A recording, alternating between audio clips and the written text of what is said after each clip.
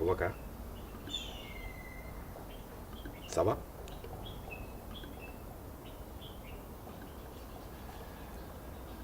Donc oui, on l'a nuit pourtant.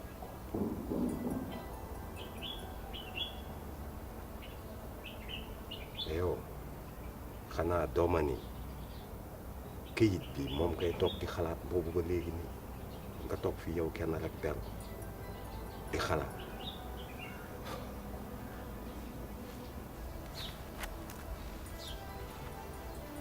mais Milk nu may def ba duma xalaat kayit bi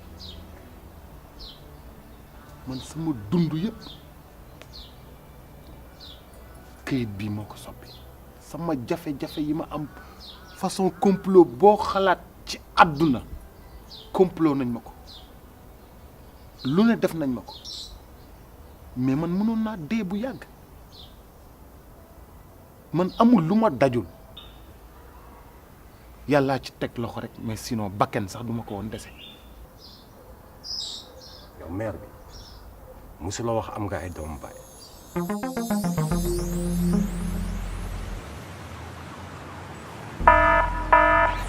Numéro 433, Monsieur Béro Diallo est prié de se présenter à la porte. Monsieur Béro Diallo, à la porte d'entrée, s'il vous plaît.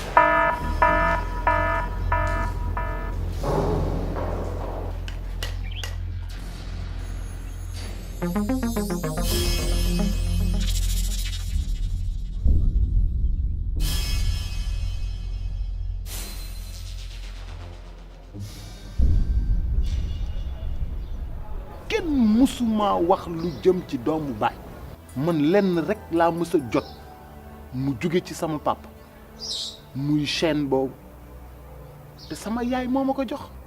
waa léegi da ngay dem nga gis mère bi nga expliquer ko. mais Milk yow xam nga ni man rus naa dem ci mère bi ba ma cay toll nekk ca réussir lu ne laa ko doon defal façon bu ne mais bi ma nekkee ci samay jafe-jafe yi boobu ba léegi mënuma dem ci moom Milk mère bi moom après rek.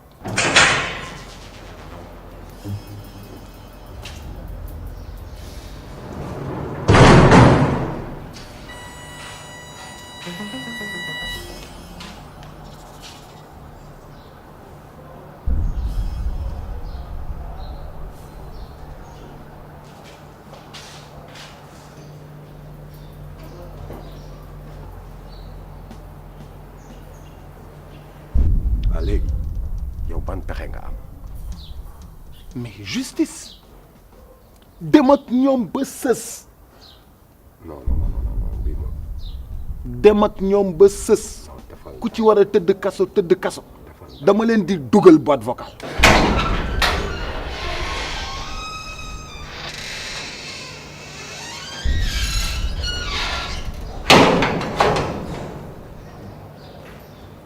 man am naa ci benn xalaat bu ndaw man bu doon sama sago da ngay woo Ina Diawara mu dem woo ñoom Thierno Diallo ngeen toog waxtaan.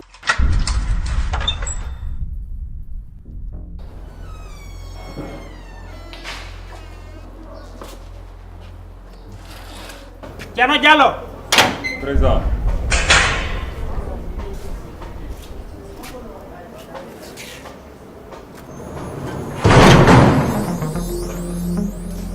bëggatuma ko gis bëggatuma ko dégg bu ma wax waxu Ina Diawara. léegi defal ndànk ba tey mais man mën naa ko woo.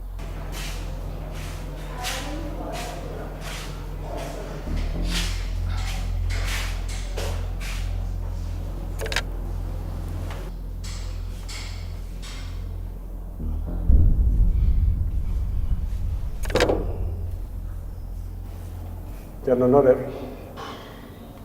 Béro maa ngi nooyi.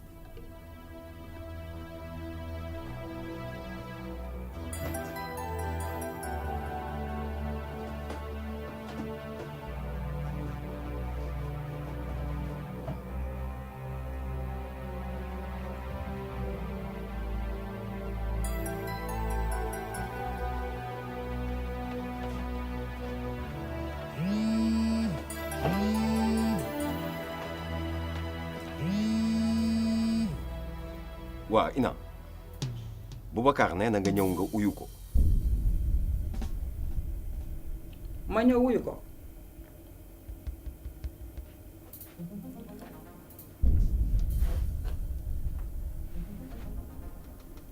Milki man gowuma la. non soxna si yow tollootoo fooy gëm ak foo dul gëm Boubacar gis na kayitu notaire bi te xam na ni li nga ko doon wax dëgg la itam léegi li nga war a def moom mooy da nga war a gaaw nga ñëw léegi sa kaso xaj na ci.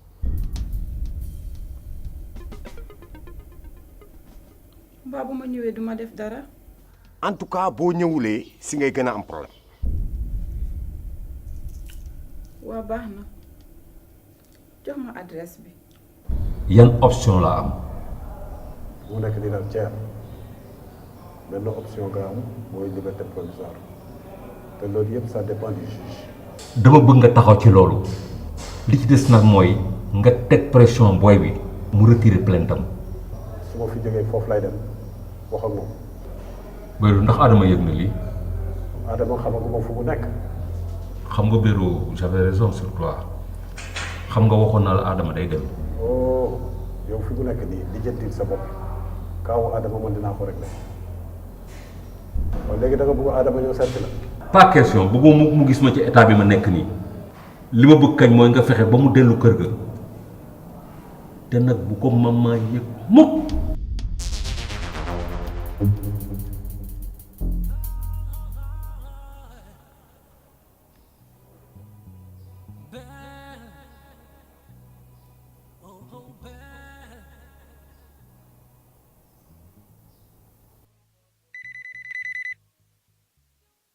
allo.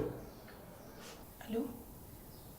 soxna c'est yow laa waxoon bul wootee si téléphone bi. déglu ma man borom portable bi laa soxla su fekkee mu ngi sa wet jàppale ma rek nga paas ma ko. nee naa la yoratul portable bi kon su ma la bëggoon jàppale sax duma ko mën. mais yow tamit grand naka la leen nit di joxe portable am ba pare mu disparaître nii. xaw ma si dara d'ailleurs sax moom daf ma teroon ma décroché téléphone am. ah waa kon lu tax ngay décroché. soxna si say laajte bëri nañ torop boo gisee ma décroché téléphone bi c'est que je pensais que moom moo ma doon woo. kon au cas bu la woowee ne ko maman nee na bàyyi ko sax garaawul merci.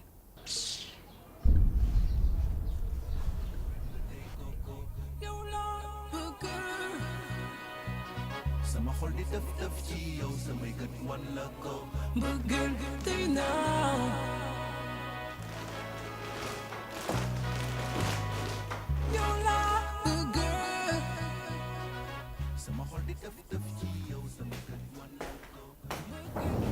waaye biir wala miyaa. Ndiaye de gisuma ko xam naa dafa fàq xam naa dafa naan ni bu ñu demoon bitim réew dama ko fay bàyyi. waa gis nga li ñu miyaa def waxoon naa la problème yi ñuy am yëpp ca famille bi lay jógee. mais Thier bul fàttali booy bi yaa ko doon bal. mooy yow sañ nga ma wax loolu yow mi ma waxoon ma effacé booy bi. mais justement boo ko effacé woon fii mu nekk nii doo fi ne.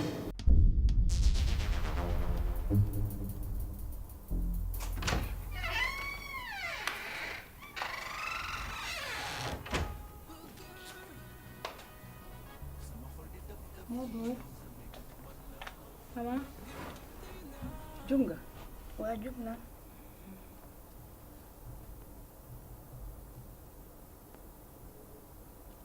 yow lan la. yaay du dara. gis nga sa kanam bi ni mu triste nga naan ma du dara. ay yaay yow kay man duma la bëgg a wax sama problème parce que sax su ma la ko waxee après danga may yuuxu. waaw wax ma lan la. yow man sama xarit boobu ba léegi mënuma fexe ba jot ko. sa xarit boobu walla sa assassin boobu.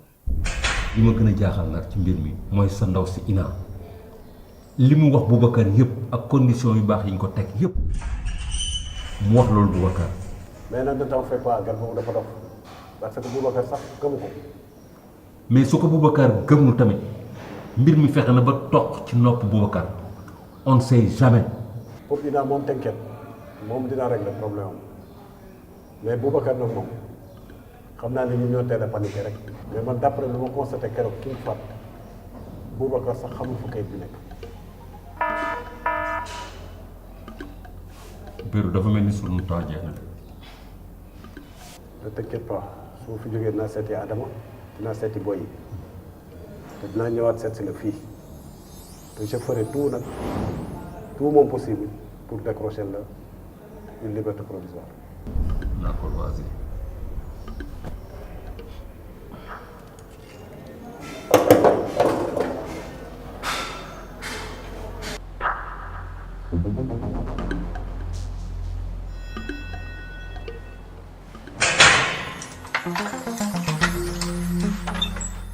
ay yaay yow lii laa lay wax sax su ma waxee rek nga indi leneen. depuis kañ nga ko gëj a dégg. yàgg na. voilà lii moo tax nga war ko bàyyi la preuve faalewu la.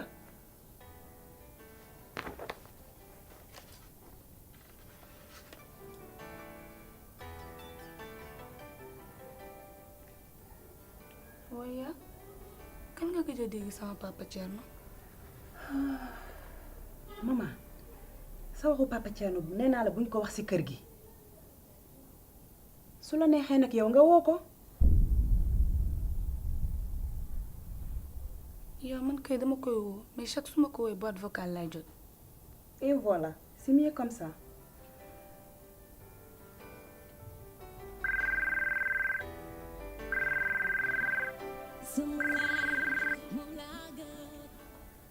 allo Béro. Adama foog ma gis la yëg naa ne génn nga ci kër gi mais am na lenn lu gën a garaaw loolu il faut ñu wax ci.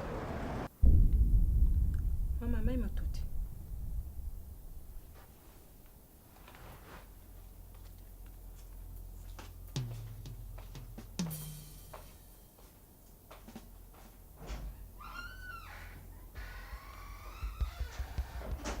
lan moo xew noonu. loolu du waxu téléphone jàpp ci rek ñu gisee. waa baax na amul problème. waa jox ma adresse bi.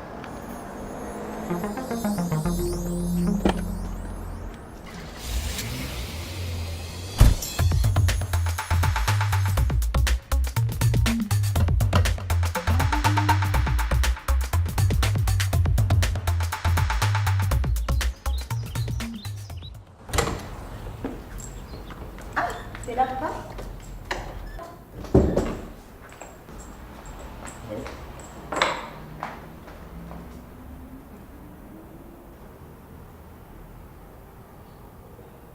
Alors, on fait pas la bise à son papa?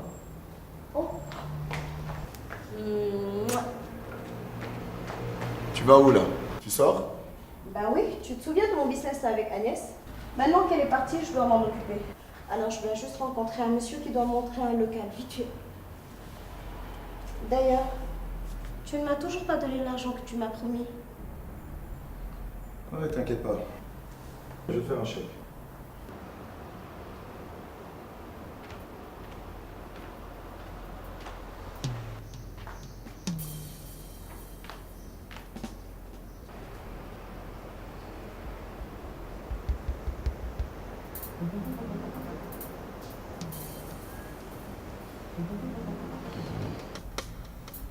Bon, je suis partie.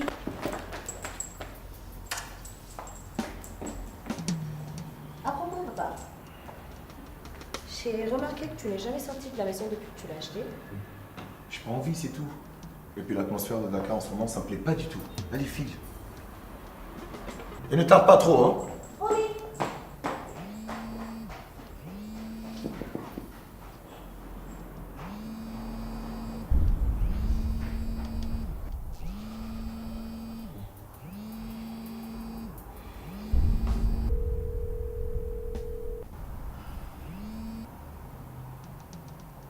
Oui, boss. Hé, ne m'appelle plus boss. C'est maintenant que tu as décidé de me répondre? J'étais un peu souffrant, pour être honnête. Quoi, honnêteté? Toi, tu es né avant honnêteté. Honnêteté, et puis toi, là, c'est ici et puis ici. Toi-même, tu es un faux type. Toi, je devais t'amener à la police depuis longtemps. Si tu me convoques à la police, moi aussi je peux en raconter des choses, hein. Sur les origines de ta fortune. Quoi? Attends. Monsieur Camaro, attends, je comprends mal où tu es en train de me menacer. Vous êtes un homme intelligent. Moi, tout ce que je cherche, c'est un règlement à l'amiable. Ok. Dans ce cas, tu viens me trouver chez moi tout de suite. On règle ça entre homme et homme. D'accord. Je viendrai. Tu as intérêt. Et puis, je suis plus là où j'étais. Hein. La deuxième villa là, la villa secondaire à côté de la mer. Là. Tu connais très bien là-bas. Viens me trouver là tout de suite.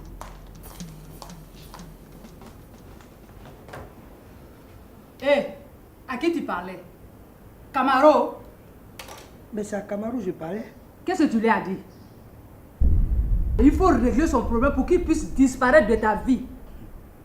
Disparaître de ma vie. Bien sûr. Mais toi-même, tu es là. Toi-même. C'est quand tu vas disparaître, moi, de ma vie.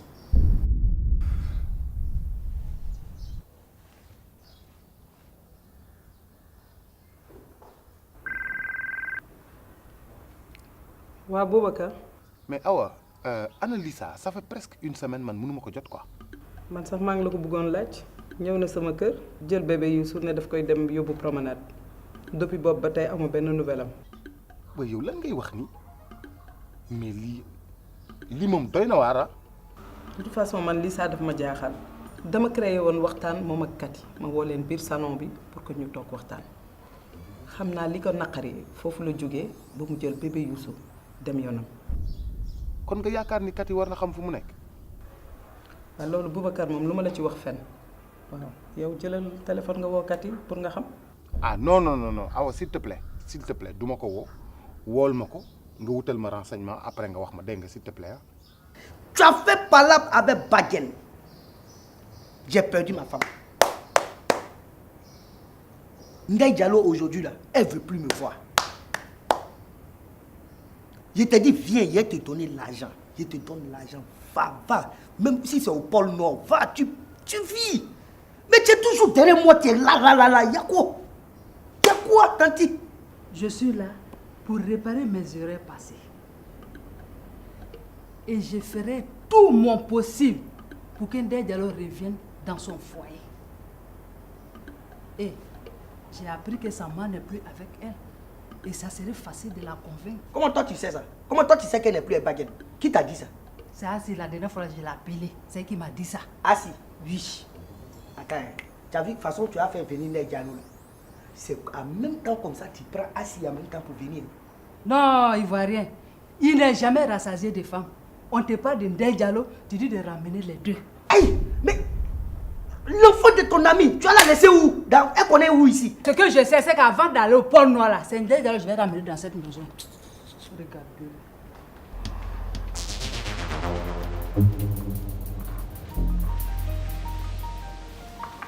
Kon yow yaa ngi fii di fuyete sa album. fàttali ko jamono de temps yi nag moo neexoon ci yow.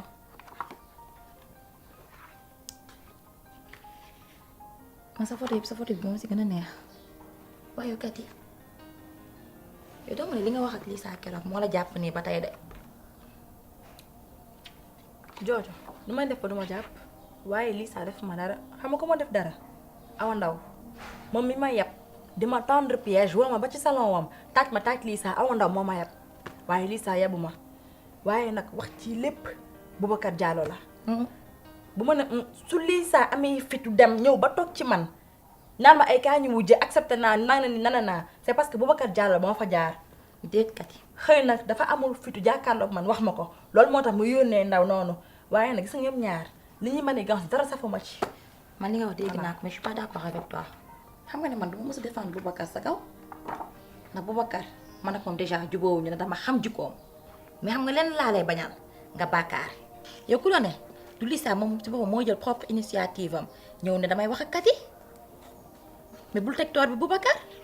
Jojo li ma la wax amul bàkkaar xam Boubacar xam jikkoom moo tax li ma xam ne lii moom moo ko manigancé moom moo ko manigancé waaye Lisa su amee fulla tuuti li ma ko wax dina ko dégg bu baax comprendre ko ba pare disparaître ci vie Boubacar Diallo.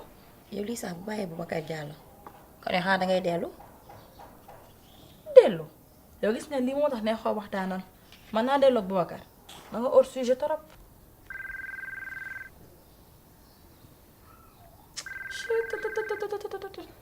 kan la xanaa Awa Ndaw moom ak ni ma caméra mu yëg téléphone am di ma woo. ah mais oui ko peut-être que da lay woo pour excuser wu on sait jamais. waa Awa. na nga def. ça va maa ngi fi rek. waa excuse-moi nag ci li ma lay laaj dégg nga xam naa ni xëy na du la neex non je voulais savoir est-ce que par hasard dégguloo fenn Lisa wala nga gis ko. Awa nag yow rus naa la nag mais Awa yow nag nga mën a imaginer que man war naa xam fu Lisa nekk waroo ma ko laaj xëy na mi ngi fi mu dëkk xam nga seet ko foofu xam fu mu nekk. boo gisee ma la koy laaj mooy bi ngeen jógee salon ba léegi amu benn nouvelle am ñëw na sama kër le lendemain jël doomam dem yoonam donc su ma ko woowee ci téléphone am boîte vocale laay jot. fii aw man kooku amoo benn nouvelle am wax dëgg yàlla amoo benn nouvelle am de d'ailleurs sax man dama xamul lan ngay jaaxle si nit koo xamante ne tam mën a apparaître ak disparaître ah xëy na dina apparaître at gisuma ko de. ok Cathy merci beaucoup. de rien ok. mais yow Cathy yow Awa Ndaw moo doon woo nii mais Awa Ndaw ay nagam naan si nañ neen de Lisa la may laaj. allo Awa. waa Cathy nee na xamul fu mu nekk de. ah bon kon aucune nouvelle ok merci Awa merci. J'attends.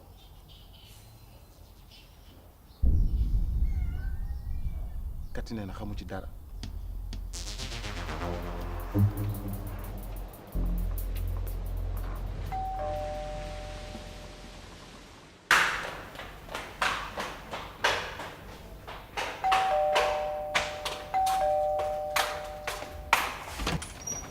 Et tonton Béro. Ça va? Ça va et toi? Namu naa la. Bien. Yaa ngi si jàmm. Ça va, alhamdulilah. Bien. Wa tonton Béro naka sama papa Thierno? Sa papa dafa voyagé? Ah loolu moo tax kii dama koy woo ba sonn duma ko jot. Loolu tax. At sa yaay? Mu ngi ci biir. Kañ de. Bien.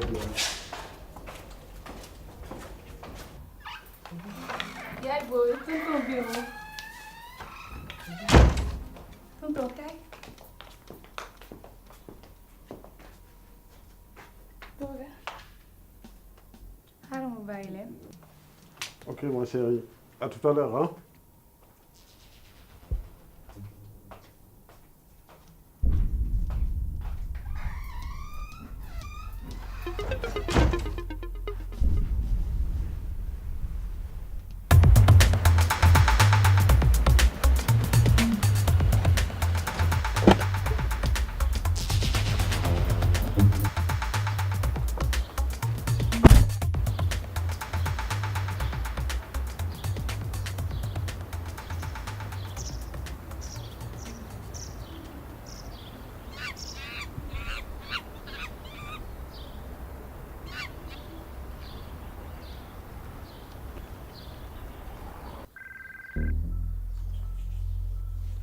allo. hello Milky defe naa maa ngi fi nga ma waxoon. waaw maa ngi ñëw boy ñëw na de. dama jëli ko te bu ñëwee nga may ñu dégg. bu ko may centimètre loolu rek laa lay wax. j'ai pas de temps wax ma li nga ma doon doyee. il faut nga dellu sa kër. xamoon naa ne loolu moo la fi indi hors de question man Adama maa mënatul def dara ak Thierno. justement Thierno ci boppam moo ma fi indi Thierno dañ ko tëj. lan. Thierno mu ngi kaso foofu laa jógee léegi doon waxtaan ak moom. Thierno lan lañ def bañ tëj ko. loolu du waxu léegi du waxu fii dellu ci kër gi Thierno bu yégee ni yaa ngi ci kër gi moralam dina dellu si. gis nga Béro lii dara bettu ma ci yàgg naa leen wax vous trempez dans des affaires louches.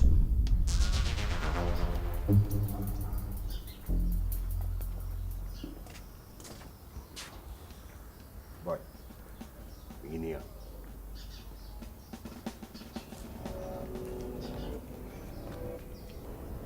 Boubacar na nga def. toogal. fii amul 16. fii du King Fat yeggal suuf.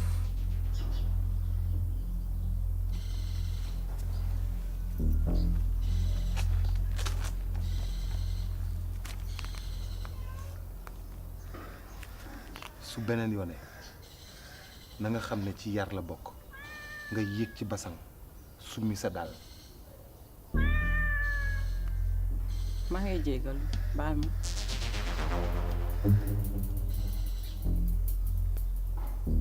nga dellu kër ga le temps may régler problème bi Thierno génn. nee nga gis nga ko nu mu def. il respire daal ça va s'il te plaît Adama agis en femme responsable.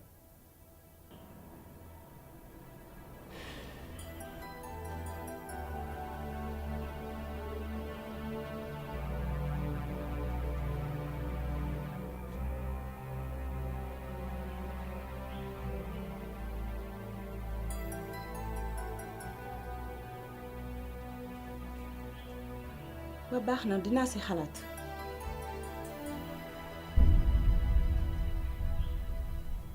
je compte beaucoup sur toi surtout pour maman nag bu mu ko yëg parce que dañ koy nëbb.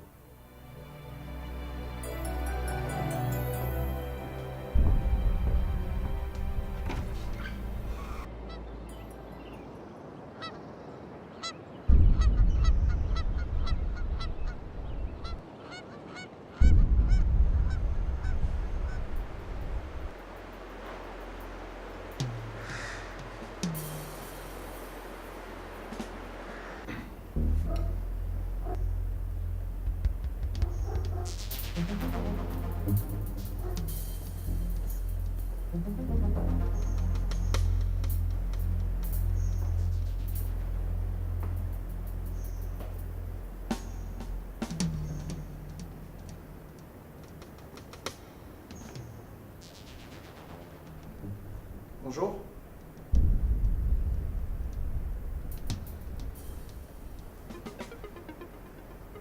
Qui t'a demandé de t'asseoir? Ici, c'est mon salon personnel. Va m'attendre dans le petit salon en haut là-bas. Et à cause de toi, je vais rebaptiser ce salon-là, salon des indésirables. Dépêche-toi!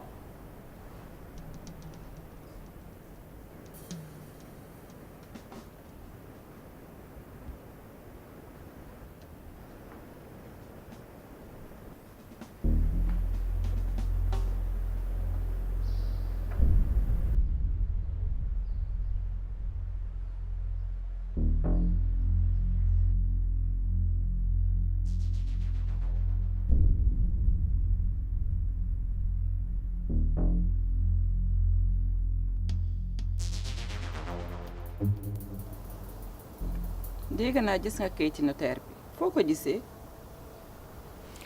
fi mu ko gisee du sa problème loolu sa yoon nekku ci te sama wax ak yow du bari ñaari yëf rek moo mën a am nga woo ñoom Thierno Diallo ñoom ñooñu ñëpp ngeen toog ma am lu ma wax ak yéen wa illaa yéen ñëpp ci kaso bi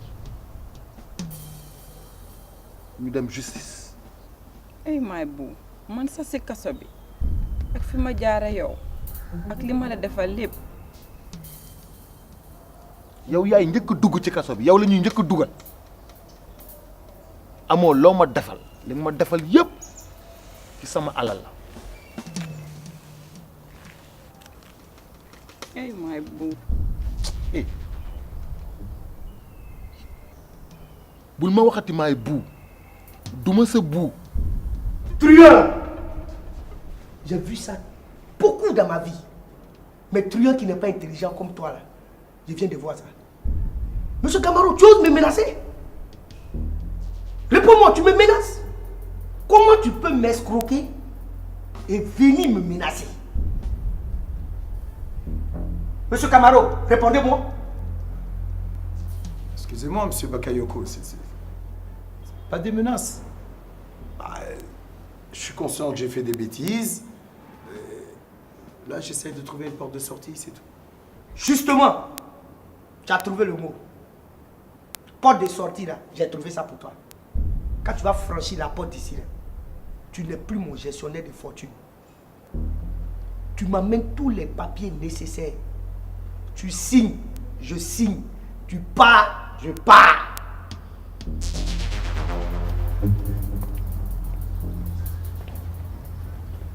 waa Milky yaa ngi fi Milky maa ngi jéggalu si lu jot a am yépp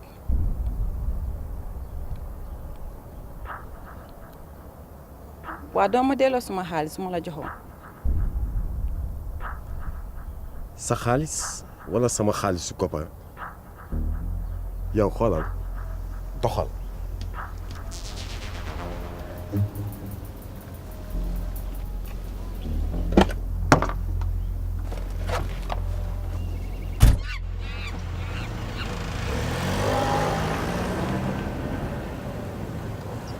Mais qu'est-ce qui se passe dans ta tête?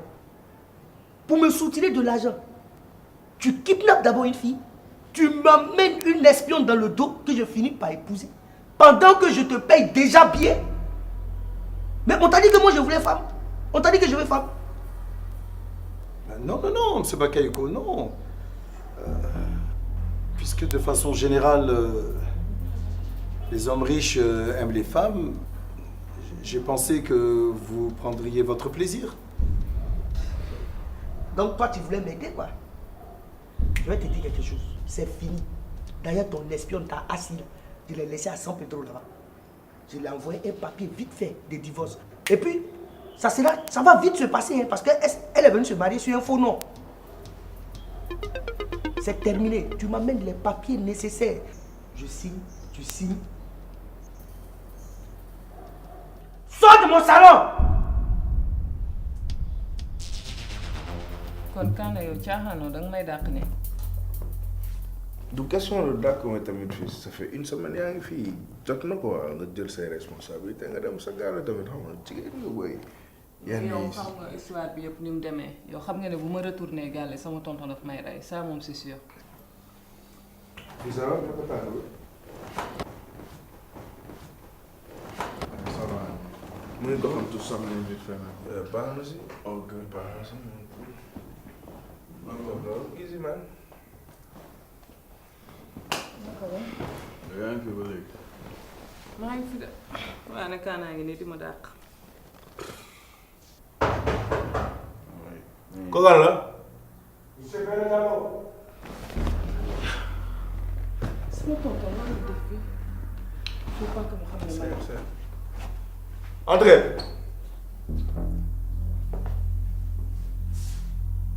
Bonjour les jeunes.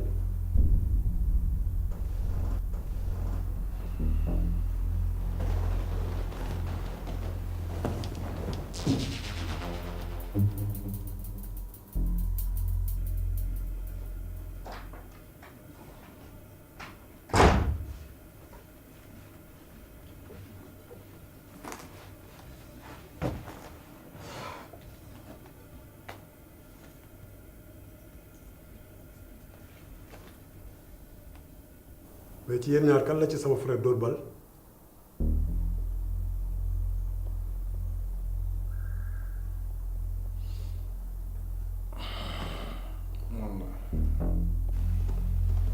xam nga je ne vais pas passer par 4 chemins li ma bëgg mooy nga retirer plainte bi ci lu gaaw. waaye ban retiré kii ñu naroon ko rey ngay wax retiré wuñ dara. xam nga yow jotagoo bal boo moytul nag sama bos na ñëw ci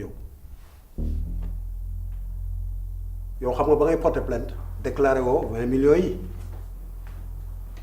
li ma lay yëgal mooy nga dem retirer plainte bi sa plainte boobu tax na ba sama frère a ngi nii mu ngi prison bu fa naree yàgg maa ngi yow du ñu neexoo.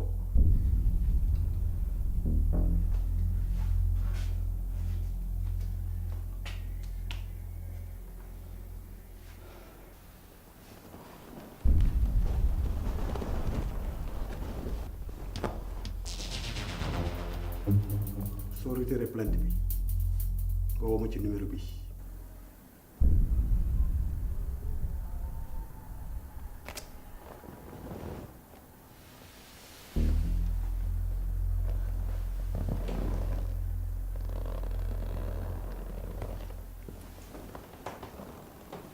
waa Anamia.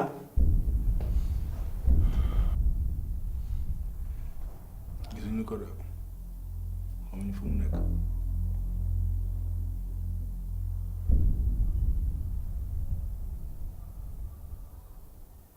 soo retiré plainte bi nga woo ma.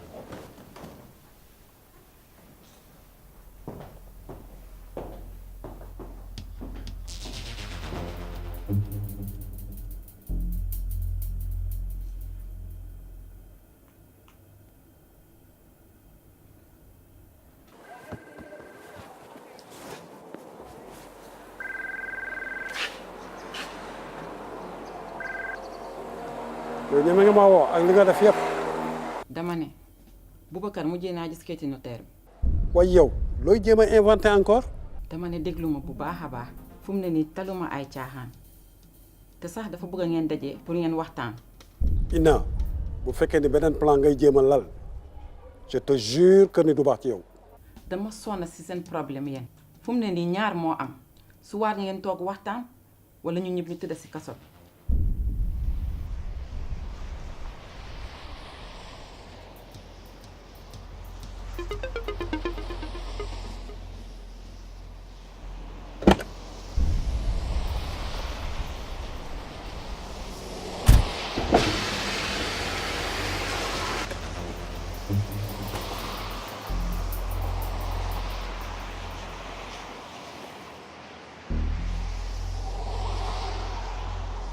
Tu es où? Il faut qu'on se voit, c'est urgent. Chauffeur ñu dem.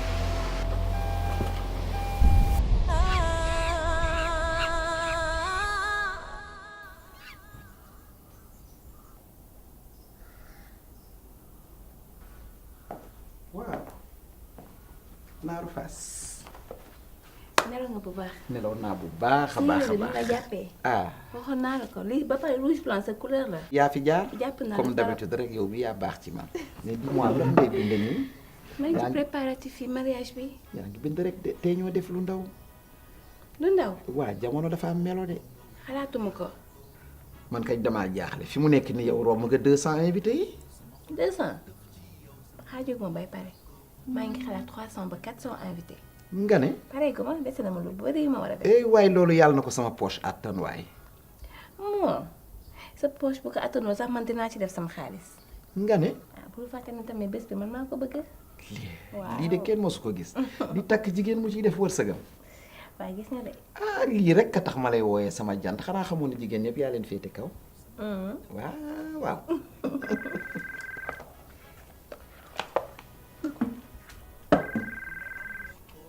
allo maman. Elisa ça va gën naa la dégg. waaw may nii rek waaye sa baat bi nu mel nii. man daal Elisa nekkuma daal.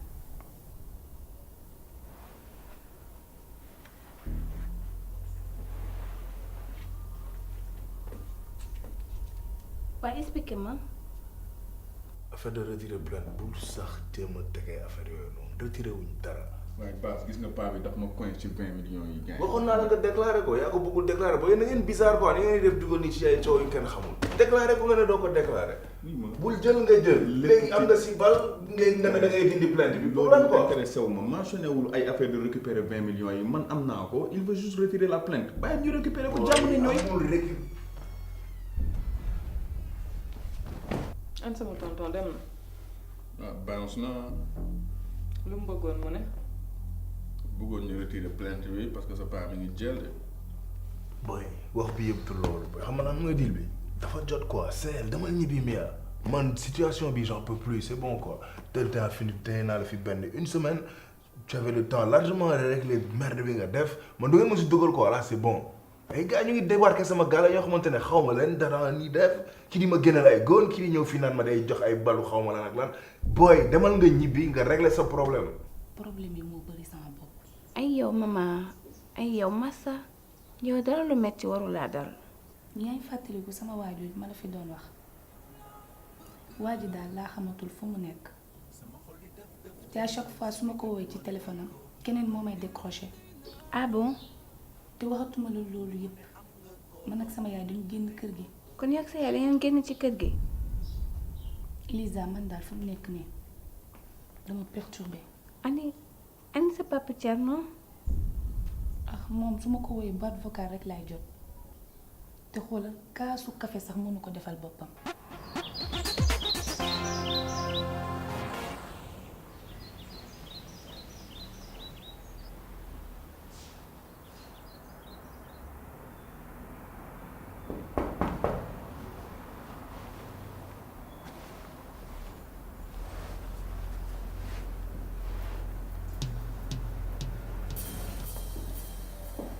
Ah, monsieur Diallo. C'est bon, reste assis.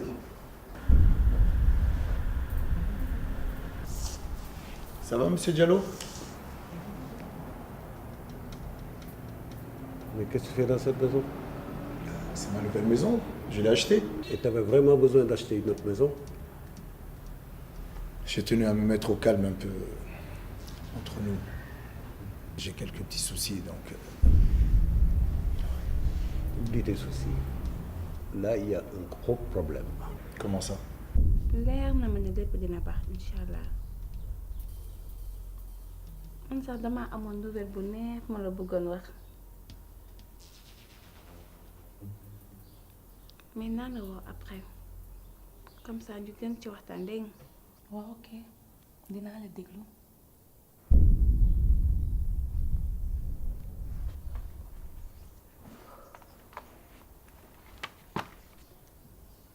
maman ak yaayam dañu génn ci kër gi. waaw yow ndeysaan dañu génn ci kër gi. waa mais est-ce que maman par hasard waxu la moom ak yaayam fu ñu dëkk léegi.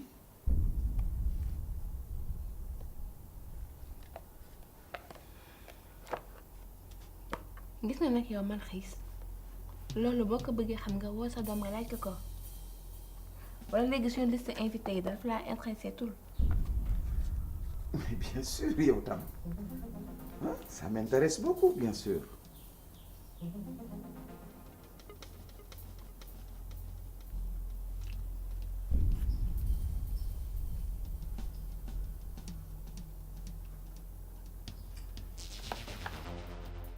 Tu te souviens du testament?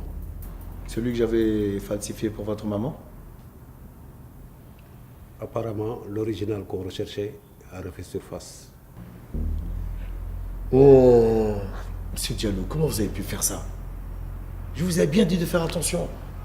Mais justement, on a fait des recherches.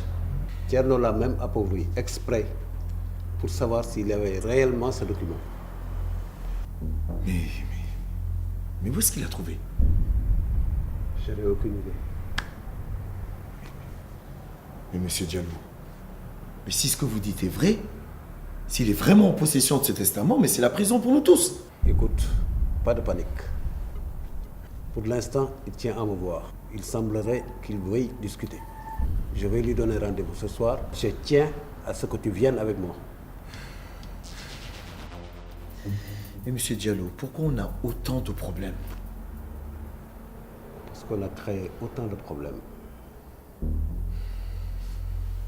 Sois à l'heure.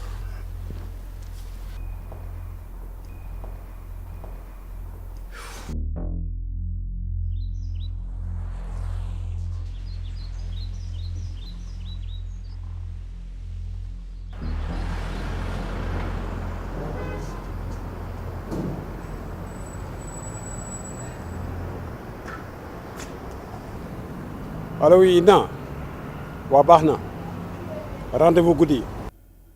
guddi nag booy ñëw fexeel indiwaale seen Mr Camaro boobu te bu fa jéem a teg diil fu mu ne nekk nii man taluma dem ay kaso.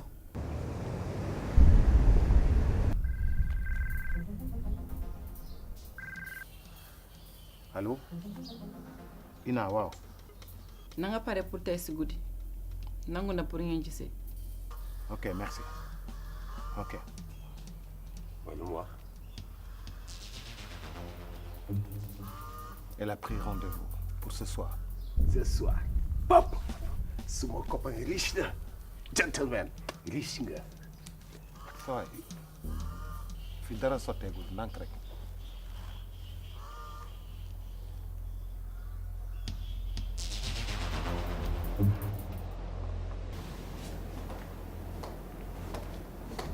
Bonjour.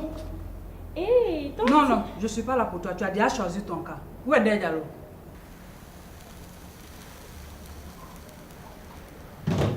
Appelle-la.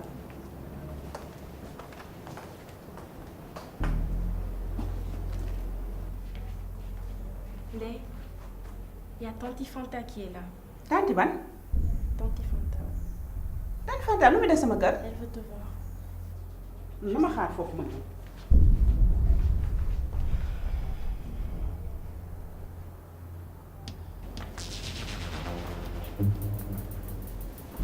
yow Tanti Fanta looy def sama kër?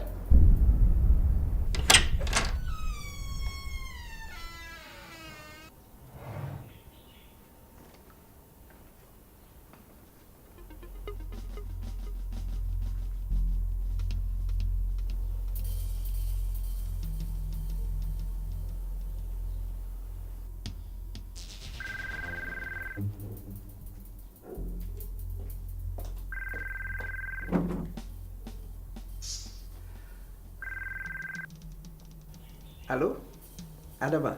Malchis, tu appelles à un mauvais moment. yow da nga naqar deret trop defal naa nga déglu. Qu'est-ce que tu veux? naka maman. maman mi ngi si jàmm te beneen yoon soo bëggee xam nu mu def nga woo ko am nga numéro.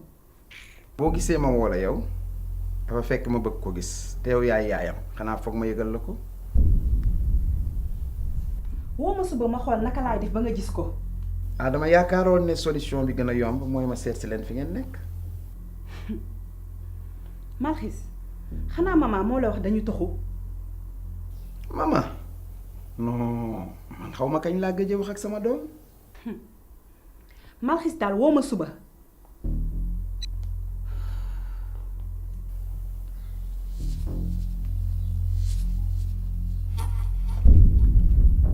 Elisa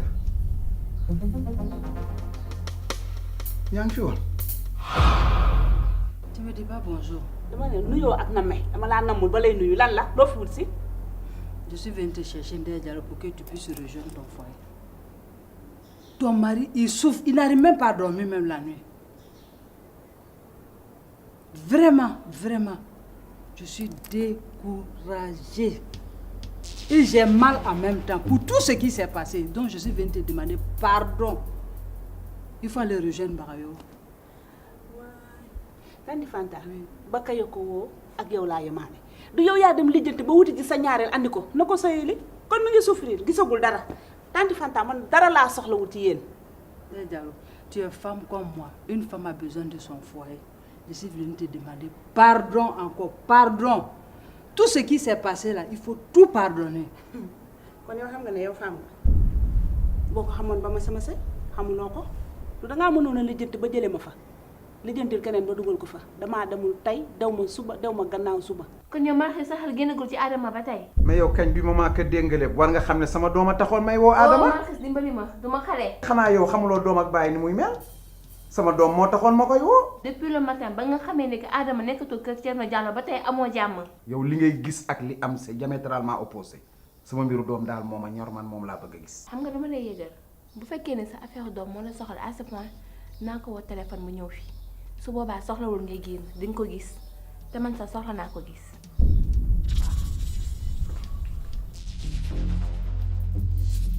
sama yaay bu fi nekkoon doo fi teg sa tànk kon te nekk fi nag moo tax nga ñëw di fi ñëw waaye di nga xam ne man mate naa sama place. En parlant de ta maman, Maïs m'a dit qu'elle a voyagé, elle est dama partie ne où? bu ko lijjanti fu mu dem ak fu mu demul. Retourne dans ton foyer, ma fille, pardon. xanaa yow déggoo li ma la wax damaa demul fenn te gannaaw si tey laa. Je t'en prie, je te demande pardon. déggoo li ma la wax xalangul magum à genoux damaa demul boo ma jàppee woon sa doom doo ma wutal keneen ku ñëw toog ci biir kër gi te xam nga lu ma lay xamal te bariwul fii bu fi tegati sa tànk xam nga noo lijjanti ba xam fan laa dëkk waaye bu fi ñëwati na jëkk tey na mujjee tey màggati kooma fi nga doon.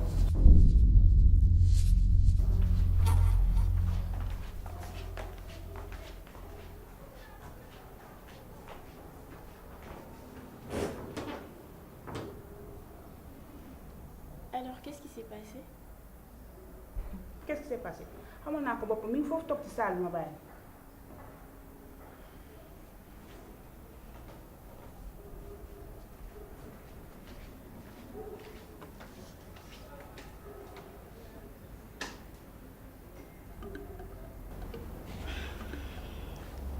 Tanti, vous avez finalement causé? J'ai dit affaire de tanti là, c'est bon.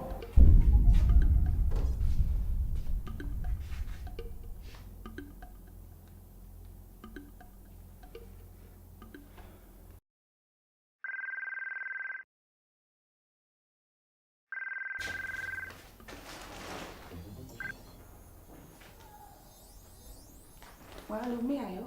waa maman yow fan nga nekk. mooy yow xanaa tonton Béro waxul la man ak sama yaay dañu génn kër gi. man ak tonton Béro ñoo amul wax jamono ji dama daw këram. daw pour lan. che maman loolu du waxi téléphone mënuma la expliquer yépp par téléphone wax ma fan nga nekk ma fekk si la comme ça ma expliquer la yépp te nag na nga fexe ba bu ko mère bi yëg bëgguma mu yëg ma. ah boo bëggul sama yaay mu gis la de kon ñëwal guddi. waa baax na expliquer ma fan la rek amul problème. Tu sais ce que j'ai à te dire? Il faut faire tout pour qu'il ne parte dans son foyer. Est-ce que tu m'entends? Mais tanti, je lui parle de ça tous les jours. J'ai dit, oh, tout ça, c'est pas mon problème. Je te dis d'insister, réinsister pour qu'elle rentre dans son foyer. C'est ce que j'ai à te dire. Sinon, tu vas rentrer en Côte d'Ivoire par le premier vol. C'est moi, je suis ta tante ici et tu sais que je suis capable de le faire aussi. Tu m'entends, non? Ça, là, c'est pas une vie. Dès qu'elle a l'argent, vous vadrouillez comme ça. Son mari est là-bas. Une femme n'est bien que dans son foyer. Tu m'entends? Je m'en vais, hein. Et puis je veux un résultat positif.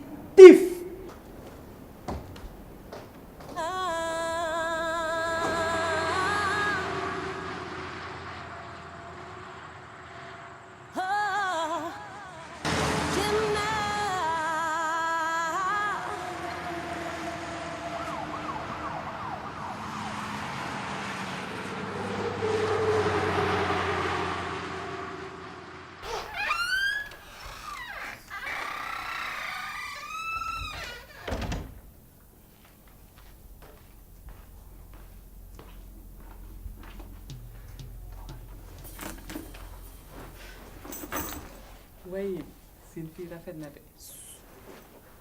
yow xanaa bëggul sama yaay xam ne yaa ngi fii. waaw moom sax animu mu ngi ci kaw. ak yéen lan ngeen di def fii loo tax ngeen quitté kër ga. yow kay lay laaj lan moo tax nga jóge kër tonton Béro. gis nga tonton Béro ak sam papa dañ ma bëggoon teg di génn ma dëkk bi pour rawale ma.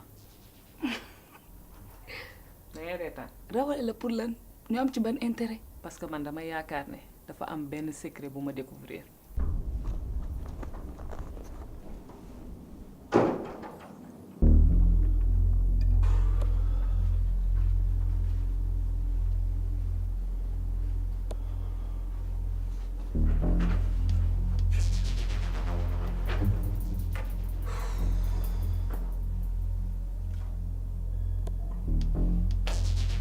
tonton Béro laa dégg muy jox information boobu sama yaay Adama di naan ko DJ Boubs ñoom seen doomu baay la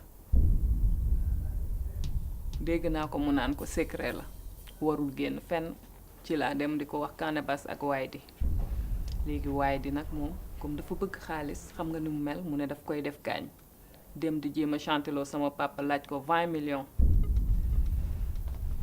bu ko laajee 20 millions yi ci la ko paa bi dóor bal ci tànk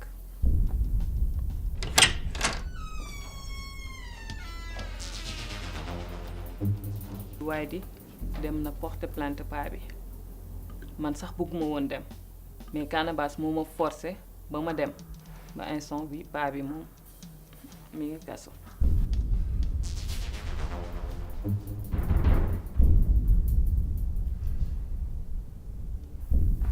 moom yaa gëmuma la li nga wax nii amul sam papa kenn tëju ko sam papa dafa tukki ku la wax lool tonton Béro tey la fi jóge mu ne ma sam papa dafa dem voyage ñii sëlam nañ la suuf bu yàgg lii ma la wax moo am paa bi mi ngi ci kaso bi te tonton Béro moom li la wax loolu tey jii la jóge ci Waydi di ko ñaan pour mu retirer plainte am lii ma la wax moo am sam papa mi ngi ci kaso bi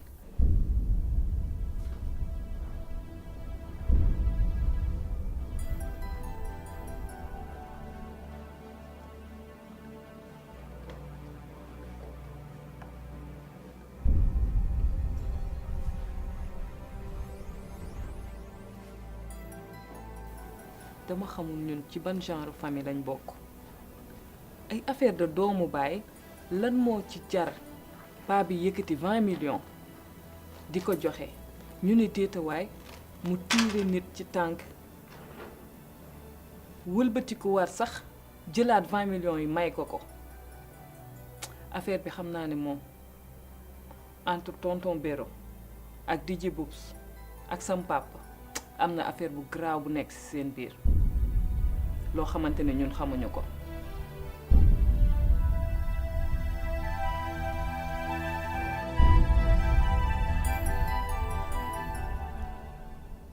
mën nañu commencer